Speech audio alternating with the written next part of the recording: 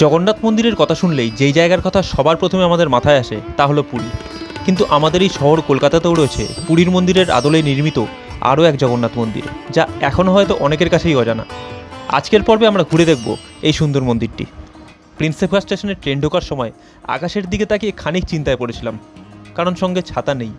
তবে পেজা তুলোর মতো মেঘগুলোকে দেখতে বেশ ভালোই লাগছিল।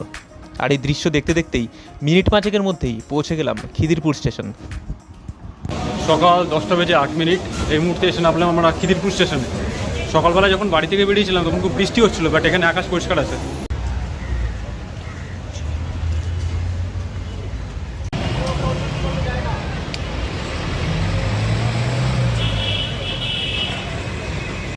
খিদিরপুরে ট্রেন থেকে নামার পরে আপনারা পিছনের দিকে যে সিঁড়ি আছে সেই সিঁড়ি দিয়ে নামবেন। নেমে যে কোনো লোককে জিজ্ঞেস করবেন কেএমসির হসপিটাল। তো কেএমসির যে হসপিটাল আছে ঠিক তার উল্টো দিক দিয়ে যে রাস্তাটা ঢুকে গেছে, সেখান দিয়ে আপনারা সোজা সামনে কিছুটা এগিয়ে গেলেই পেয়ে যাবেন জগন্নাথ মন্দির। এছাড়াও এই জগন্নাথ মন্দিরের গুগল ম্যাপসের লিঙ্ক আমি এই ভিডিওর ডেসক্রিপশন বক্সে দিয়ে রাখলাম। মন্দিরে ঢোকার মুখেই সবার প্রথমে আপনাদের চোখে পড়বে ডান দিকে মা বটমঙ্গলা দেবীর একটি মন্দির, এবং ঠিক তার উল্টো দিকেই রয়েছে জুতো রাখার জায়গা। এখানে কিন্তু জুতো রাখতে কোনো রকম পয়সা কড়ি লাগে না। আপনাদের সাথে যদি ব্যাগ থাকে বা সঙ্গে মোবাইল থাকে সেটা কিন্তু আপনারা সঙ্গে করে নিয়ে মন্দিরে ঢুকতে পারেন, কিন্তু জুতো আপনাদের এখানে ছেড়ে রাখতে হবে। আর এখানে লকার সিস্টেমও করা আছে আর র্যাকও করা আছে, আপনাদের সুবিধার্থে আপনারা যে কোনো জায়গায় এখানে জুতো কিন্তু রাখতে পারেন।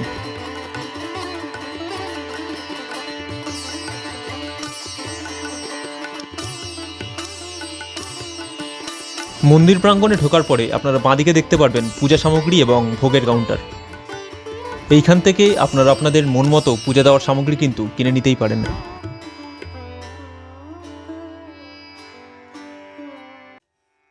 মন্দির প্রাঙ্গণ থেকেই একটি সিঁড়ি উঠে গেছে ওপরে দোতলার দিকে। দোতলায় উঠলেই সবার প্রথমে কিন্তু আপনারা আপনাদের ডান দিকে দেখতে পারবেন শ্রী শ্রী জগন্নাথ দেবের মন্দিরটি। 1999 খ্রিস্টাব্দের নভেম্বর মাসে এই মন্দিরের ভিত্তিপ্রস্তর স্থাপিত হয় এবং 2003 খ্রিস্টাব্দে মূল মন্দিরের রত্নবেদিতে স্থাপন করা হয় মহাপ্রভু শ্রী জগন্নাথ, শ্রী বলভদ্র এবং দেবী সুভদ্রার বিগ্রহটি। মূল মন্দিরের চারপাশে খোদাই করা রয়েছে শ্রী গণেশ, দেবী সরস্বতী, মহাবীর হনুমান, সূর্যনারায়ণ, মা বিমলা, মা লক্ষ্মী এবং ভগবান শিবের একটি মূর্তি।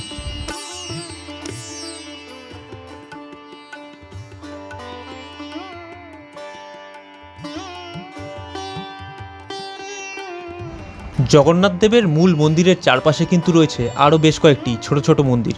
এখানে এলে এই ছোট ছোট মন্দিরগুলোও কিন্তু ঘুরে দেখতে একদম ভুলবেন না।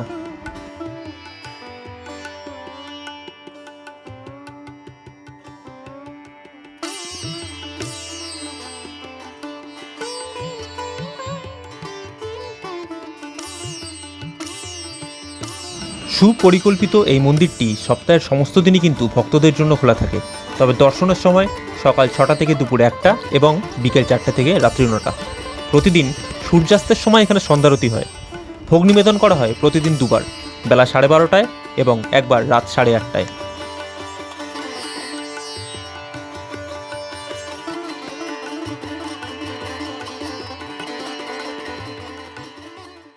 মন্দিরের ভিতরটা কিন্তু সত্যি খুব সুন্দর, কোনো এখানে কোলাহল নেই, খুব শান্ত স্নিগ্ধ পরিবেশ। আর এখানে শুধুমাত্র কিন্তু যে জগন্নাথ দেবের মূর্তি আছে সেরকমটা নয়, যেরকমটা আপনাদের একটু আগে দেখাচ্ছিলাম, এখানে কিন্তু আরও ছোটো ছোটো অনেকগুলো মন্দির আছে, তার ভেতরে নানান দেবদেবীর প্রতিমা রয়েছে। সবকটাই আপনাদের দেখাচ্ছি, দেখতে থাকুন। অবিকল পুরীর জগন্নাথ মন্দিরের আদলে গড়ে তোলা হয়েছে এই মন্দিরটি। পুরীর জগন্নাথ মন্দিরের অনুকরণে এই মন্দিরেরও সিংহদরজায় রয়েছে অরুণাস্তম্ভ। অরুণাস্তম্ভ থেকে 18টি সিঁড়ি উপরে স্থাপিত হয়েছে গেরুদাস্তম্ভ। গেরুদাস্তম্ভের পরই মন্দিরের মূল দরজা। সে কারণে স্থানটিকে কলকাতার শ্রীক্ষেত্র বা জগন্নাথ ধাম নামেও আখ্যায়িত করা হয়।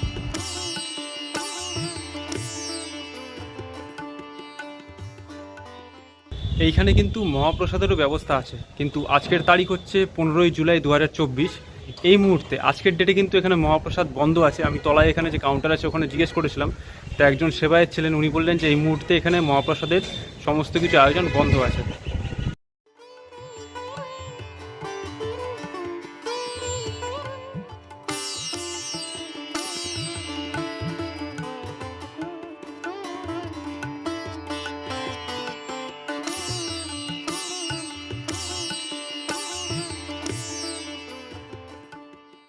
আচ্ছা, এইবার আপনাদের বলে দিই যে আপনারা এখানে আসবেন কিভাবে। এটা অবস্থিত রয়েছে যেরকমটা আগেই বললাম যে খিদিরপুরে। তো আমি ট্রেনে এসেছি, আমি ট্রেনের রুটটাই আপনাদের কিন্তু জানাচ্ছি। ট্রেনে খিদিরপুর স্টেশনে নামবেন, নেমে পিছনের দিকে যে সিঁড়ি আছে সেই সিঁড়ি দিয়ে বেরোবেন। সিঁড়ি দিয়ে বেরোনোর পরেই সামনে আপনারা দেখতে পারবেন হুন্ডাইয়ের শোরুম। হুন্ডাইয়ের শোরুম থেকে আরেকটু এগিয়ে যাবেন, আপনাদের বাঁহাতে পড়বে ক্যালকাটা মিউনিসিপ্যাল কর্পোরেশনের একটা হসপিটাল। হসপিটালের ঠিক উল্টো দিকে যে গলিটা আছে, গলিটা দিয়ে ঢুকবেন, জাস্ট 100 মিটার এলেই আপনারা ডান হাতে পেয়ে যাবেন এই জগন্নাথ মন্দির।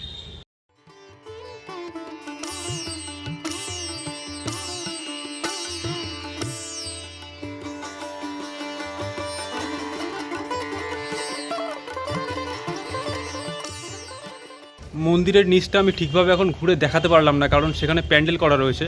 তো এখনও প্যান্ডেল সব খোলা হয়নি, যার জন্য নিচটা আমি ঠিকভাবে আপনাদের দেখাতে পারলাম না, যেইটুকুন সম্ভব হলো দেখালাম।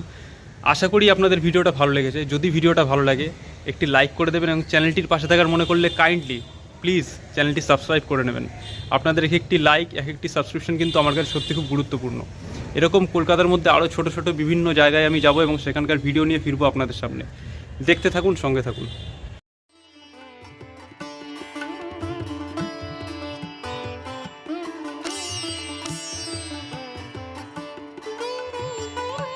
জগন্নাথ মন্দিরের ঠিক পাশেই রয়েছে শ্রী মহাকালেশ্বর মন্দিরটি। জগন্নাথ দেবের মন্দির থেকে বেরিয়ে এই মন্দিরটি কিন্তু আপনারা ঘুরে দেখতে একদম ভুলবেন না।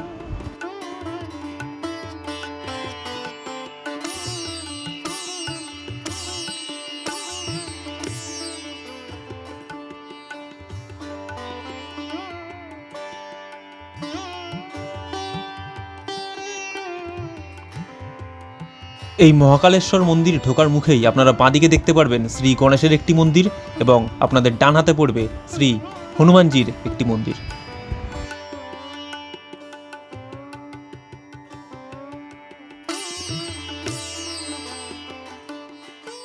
জগন্নাথ মন্দির দেখার পরে কিন্তু এই মহাকালেশ্বরের মন্দিরটি দেখতে একদম ভুলবেন না, একদম ভুল করবেন না এখানে আসতে।